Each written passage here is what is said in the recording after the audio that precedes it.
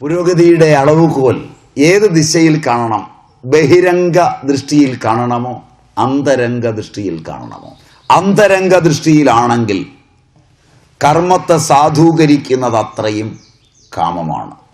സജീവമായി സംപ്രേഷണം ചെയ്ത കാമം പൂർവവാസനകളിൽ നിന്ന് ഉത്ഭുല്ലവും വർത്തമാന കർമ്മ കലാപത്തിന് ജീവനും ഭാവിയെ വർത്തമാനത്തിൽ കൊണ്ടുവന്ന് പ്രതീക്ഷയുടെ അങ്കുരങ്ങൾ തരുന്നതുമാണ്. ആശ, പ്രതീക്ഷ ഇവ സംഗതത്തോട് യോജിക്കുന്നത് പലപ്പോഴും കാമത്തിൽ നിന്നല്ല, യാദൃച്ഛികതയിൽ നിന്നുമാണ്. ആശ, പ്രതീക്ഷ, സംഗതം മൂന്നാണ്. ആശ ഇല്ലാത്ത ഒന്നിലുള്ള കാമമാണ്. പ്രതീക്ഷ ഉണ്ട് എന്ന് തോന്നിയ ഒന്നിനെ കാത്തിരിക്കല. സംഗതം കയ്യിൽ വന്നതാണ്.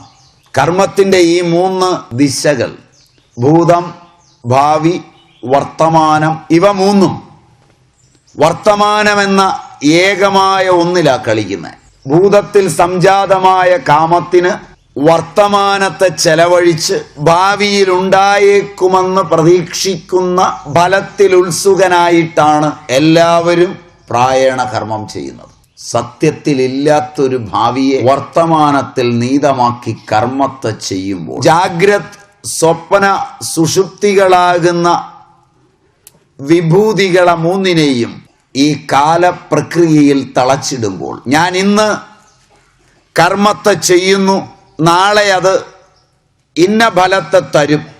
ഈ കർമ്മം കഴിഞ്ഞ് നാളെ എൻ്റെ വർത്തമാനമാകുമ്പോൾ ഫലം വേറൊന്നായാൽ പോലും മറന്ന് അതിനടുത്ത നാളേക്ക് വേറൊരു ഫലത്തെ പ്രതീക്ഷിച്ച് അപ്പോൾ ഒരു കർമ്മം ചെയ്തുകൊണ്ടിരിക്കുകയാണെങ്കിൽ വലിയ വിഷമമില്ലാതെ ഞാൻ എന്നും ഭാവിയിൽ പ്രതീക്ഷയും വർത്തമാനത്തിൽ കർമ്മവുമായി അജ്ഞനായി നീങ്ങും. എപ്പോഴെങ്കിലും കർമ്മമില്ലാതെ വരികയും പ്രതീക്ഷിച്ച ഫലത്തിൽ മനസ്സും ശരീരവും നിലകൊള്ളുകയും ചെയ്താൽ ഞാൻ അസ്വസ്ഥ ചിത്തനുമാവും. ലോകം പ്രായേണ ഇന്നൊരു കർമ്മം ചെയ്യുന്നു, നാളെ ഒരെണ്ണം കിട്ടാൻ അതൊരു പകുതിക്ക് വെച്ച് നിർത്തി വേറൊരു പ്രതീക്ഷയിലേക്ക് നീങ്ങുന്നു. ആട് വളർത്തലിന് പോകുന്നു, കാശ് ഡെപ്പോസിറ്റ് ചെയ്യുന്നു, അത് പകുതി വഴി എത്തുമ്പോഴേക്ക് തേക്കിലാകുന്നു, തേക്കിലേക്ക് പോകുന്നു, തേക്ക് പകുതിയാകുന്നതിന് മുമ്പ് മാഞ്ചിയത്തിലേക്ക് വീഴുന്നു. ഇല്ലേ? ഇങ്ങനെയൊക്കെയല്ലേ നമ്മൾ? മകളുടെ പഠിപ്പും അവളുടെ കല്യാണവും ഒക്കെ ഒരു കർമ്മമായി പ്രതീക്ഷിക്കുന്നു. അതൊരുമാതിരി രൂപപ്പെടുത്തുന്നതിന് ഓടുന്നതിനിടയിൽ മകൻ്റെ കാര്യം വരുന്നു. മകൻ്റെ കാര്യത്തിനിടയിലാണ് ഓർത്തത്, അപ്പുറത്ത് വീടിൻ്റെ കാര്യം വരുന്നു.